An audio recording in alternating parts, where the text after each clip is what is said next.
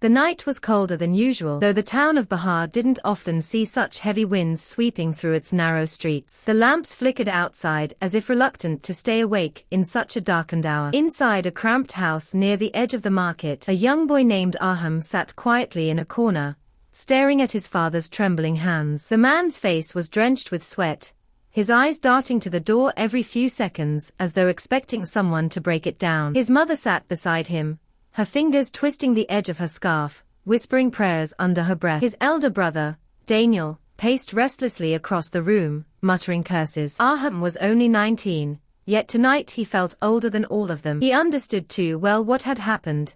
His family had crossed paths with a powerful man, someone who would not forgive, someone who would not show mercy. Daniel had gotten into a fight in the market, and in the heat of his temper, he had stabbed the man's son. Though the boy survived, the matter had reached the police. It was no longer just a fight. It was an attempted murder case. The knock on the door finally came, loud and heavy, shaking the thin wooden frame. Everyone froze. His father's lips parted, but no words came out. His mother gasped and clutched Arham's hand, and Daniel's pacing stopped. Arham stood up slowly, as if the decision had already been made in his heart long before this night. "I'll go," he said quietly. His father turned sharply. "What are you saying?" "They'll take one of us anyway," Arham replied calmly. "If they take Daniel, we'll lose him forever. He's the eldest, he carries the family name, he'll be the one to provide. If they take you, Baba, everything will collapse. Mama won't survive without you. I'm the only one who can carry this burden." "No," his mother whispered, tears welling in her eyes. "You're too young, Arham. You haven't even lived your life yet. How can we let you?" "Let me," Arham interrupted softly, almost tenderly. He squeezed her hand. "If I don't, they'll destroy us all. You know it. Someone has to take the blame. And I can bear it." Before his parents could protest further, the door rattled again, followed by the voice of a policeman shouting his father's name. Daniel's face, pale and drenched in sweat, shifted with a sudden glimmer of selfish relief. He said nothing. He didn't argue, didn't tell Arham to stop. And in that silence, Arham knew he had already made the right choice. When the door opened, Arham stepped forward. He raised his hands calmly as the officers pushed into the house. "It was me," he said firmly, before anyone else could speak. "I was the one who did it. Take me." The policemen looked at each other, then at the family, who stood frozen like statues. No one spoke to defend him. No one stopped them as they pulled him out of the house, as his wrists were cuffed, as he was dragged into the night. His mother wept, but she did not cry out loud enough to stop them. Daniel lowered his head. His father simply sat down on the floor, burying his face in his hands. That night, Arham entered a world he had only heard about in whispers, the world behind iron bars. The jail was dark, foul-smelling, filled with the hollow echoes of men whose eyes were stripped of hope. The clang of the gate behind him marked not just his entrance into the prison, but his departure from the life he once knew. Days turned into weeks, weeks into months, months into years. Arham changed inside those walls. At first, he was broken. He cried silently at night, thinking of his mother's embrace, of the laughter of children in the streets, of the world outside he might never see again. But slowly, he hardened. Jail became his crucible. He learned to fight when cornered, to keep silent when provoked, to read people's eyes before their mouths could open. He began working in the prison workshop, building furniture that he knew would be used by people outside, free people. Each stroke of the hammer felt like a conversation with the world beyond, a world he still longed for. But even in the darkest moments, one thought kept him alive, the belief that his sacrifice meant something, that his family, safe and free because of him, would remember, that his name would not be forgotten, that when he returned, they would embrace him as the savior who bore their burden. When 7 years had passed, the gates finally opened for him again. Arham stepped outside, his heart racing, his body taller, stronger, his face sharper. He was no longer the boy who had entered, he was a man now. His eyes searched the street for familiar faces, expecting to see his father, his mother, perhaps Daniel waiting with open arms. But there was no one. No one had come. Confusion clung to him as he made his way back home, his steps heavy but filled with a flickering hope. He reached the same house where he had given up everything. The door opened and his mother stood there, older, weaker, lines of sorrow carved deep into her face. For a moment, her eyes softened at the sight of him. But then, she looked away. Behind her, his father did not rise to greet him. Daniel, now stronger and healthier, stood in the center of the room, staring at him with disdain. "You should not have come back," Daniel said coldly. The words struck Arham harder than any prison blow ever had. What do you mean?" he whispered. "This house," his father said, finally lifting his face, "has no place for you. You brought shame to us by being in jail. We cannot carry that stain anymore. We have moved on without you." His mother's eyes filled with tears, but she said nothing. Arham felt his chest tighten. All the years of sacrifice, all the pain he endured for them, and this was what awaited him: rejection, abandonment, betrayal. Something inside him broke that night. He walked away without another word. He walked until the streets blurred, until the anger inside him grew so fierce it burned away the last fragments of hope he had for his family. If they had turned their faces from him, if they had erased him as though he had never existed, then he would carve his name back into their memory with fire and steel. Arham wandered through the city like a ghost, carrying nothing but the bitterness of betrayal. He had imagined his return 1,000 times in prison, the warm embrace of his mother, the proud handshake of his father, Daniel falling to his knees in gratitude. He had dreamed of dinners together, of laughter, of being told that his sacrifice had been worth it. But instead, he had been thrown out like a stray dog. For days he roamed without direction. He slept on benches, ate stale bread from shopkeepers who pitied him, and drank from public taps like a beggar. But the humiliation only fueled his fury. The boy who once gave himself up for his family was gone. In his place stood a man, with eyes of fire and a heart sharpened into steel. He began to watch them from a distance. Daniel had taken over the family business, a small trading shop that had grown into something bigger over the years. He saw his father sitting in the shop as though nothing had ever happened, Daniel barking orders, customers bowing their heads with respect. He saw his mother moving in and out of the house, carrying groceries, smiling faintly to neighbors. To them, he had died long ago. But Arham was alive, very much alive, and he would remind them of it. The first act was small, almost childish. He crept into the shop one night and shattered the shelves,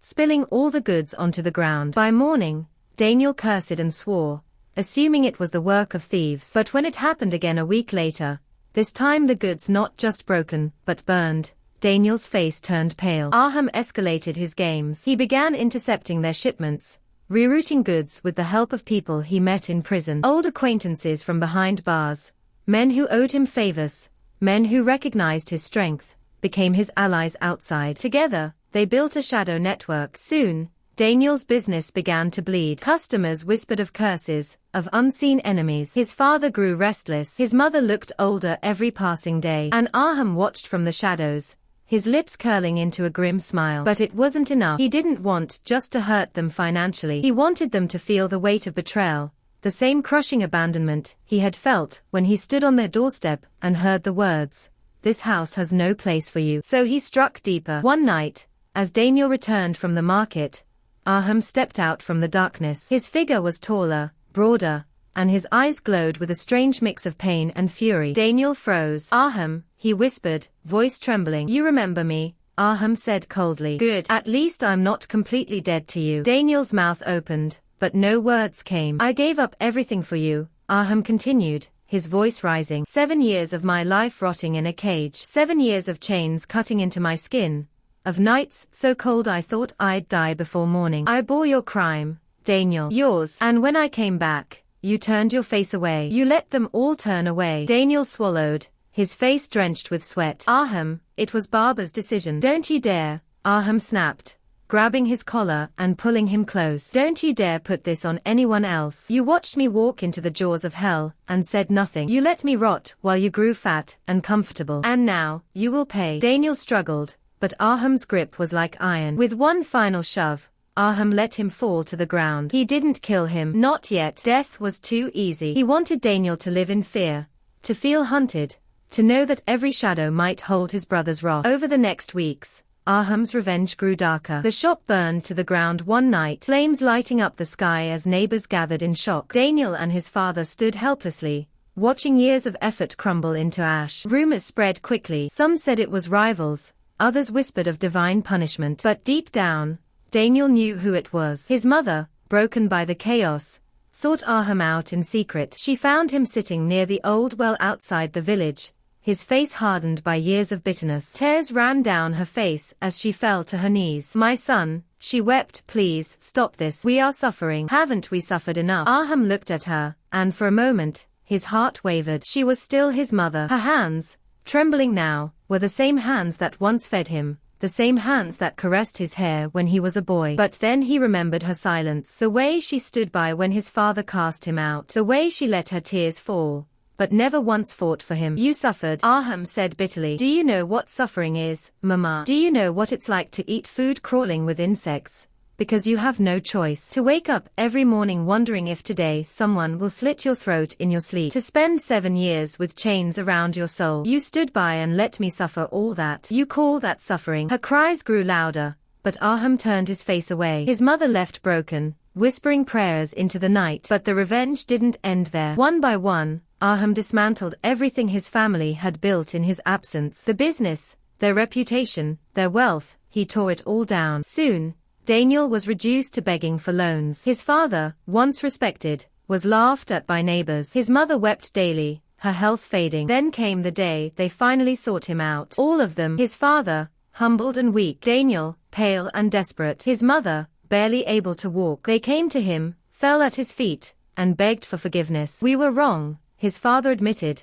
his voice breaking. We should never have abandoned you. You bore the punishment for us, and we repaid you with betrayal. Forgive us, Arham. Please, come back. The family needs you. Arham looked down at them, his heart torn between rage and the faint flicker of love that still lingered deep inside. But when he remembered the cold nights in prison, the loneliness, the sting of rejection, he knew he could never go back. You need me now, because you've lost everything, he said coldly. But where were you when I needed you? Where were you when I came home? When I stood at the door begging for a place in the family I gave everything to? You chose your pride over me then. Now, I choose myself over you. With that, he turned his back on them. Their cries echoed behind him, but he did not look back. It was then that he met her. Her name was Ariba, a woman with kind eyes and a voice that carried warmth like sunlight. She worked in a small bookshop, earning barely enough to survive, yet her heart overflowed with generosity. Arham met her by chance, when she offered him water on a hot afternoon. Unlike his family,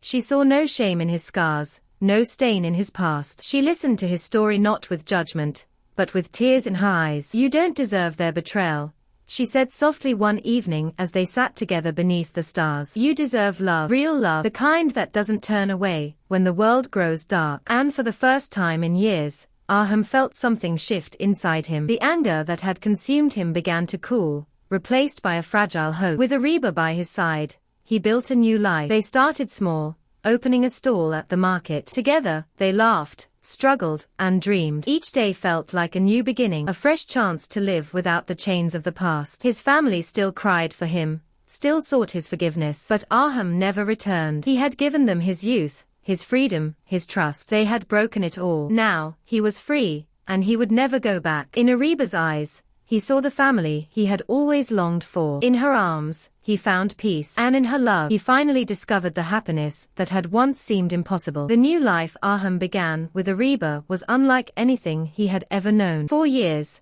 his world had been defined by sacrifice, prison walls, and revenge. But with her, he discovered gentleness again. She taught him how to smile without bitterness, how to dream without fear, and how to live without constantly looking over his shoulder. They rented a small room above the bookshop where she worked. The room was nothing more than 4 walls, a mattress on the floor, and a window that opened to the busy street below. Yet, to Arham, it felt like a palace. Every morning, he would wake to the sight of Ariba reading beside the window, sunlight painting her face. Every night, they would fall asleep to the lullaby of street noises, their hands clasped together. Slowly, he rebuilt himself. He put the skills he had learned in prison to use: carpentry, metalwork, fixing broken things. Soon, word spread in the neighborhood about his talents. People came to him with small jobs: a broken chair, a rusted lock, a creaking door. He fixed them all with quiet dedication, never boasting, never asking for more than what was fair. His reputation grew. What started as small repairs turned into bigger projects. Shopkeepers trusted him, neighbors respected him,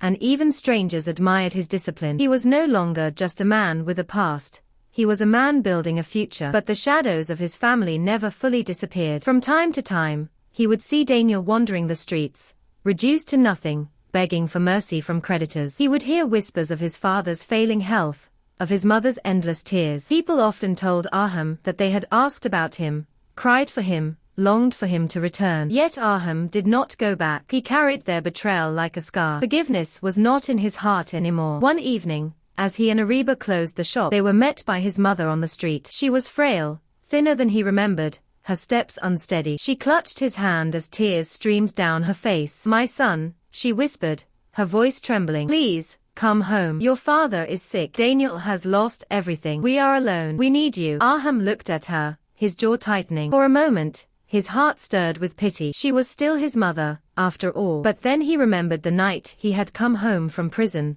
when she stood silently as his father cast him out. She had needed him then too, but she chose silence. He gently pulled his hand away. "You needed me before, Mama," he said softly. "When I came back, I begged for a place in your hearts, in our home. You turned your face away then. Now, I cannot return. I've built a new life. I've found peace, and I will not trade it for the pain of the past." Her sobs echoed in the night, but Arham walked away, Ariba by his side. That was the last time he saw them. Months later, news came that his father had passed away, that Daniel had left the city in shame, and that his mother lived quietly, her heart broken. Arham listened silently, but he shed no tears. His mourning had ended long ago. Instead, he poured his soul into his new world. He and Ariba expanded their work, turning the small shop into a thriving business. She managed the books, and he worked with his hands, creating beautiful furniture that people came from distant towns to buy. Together, they built not just a business, but a home filled with love and laughter. Years passed. Arham grew older,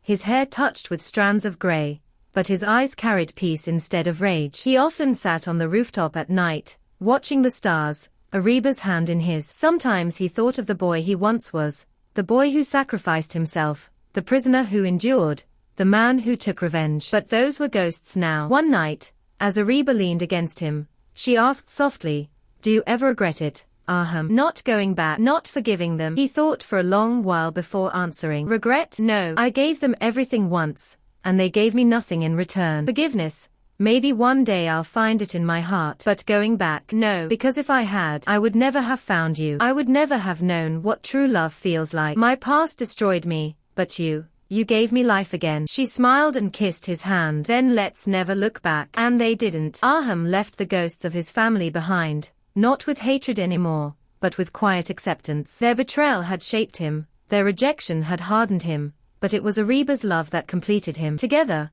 they carved a new life out of the ashes of the old, proving that even the deepest wounds could heal when touched by kindness. In the end, Arham did not return to the family that once cast him out. Instead, he chose a new family, a new love, and a new life. And in that choice, he finally found the happiness he had been denied for so long.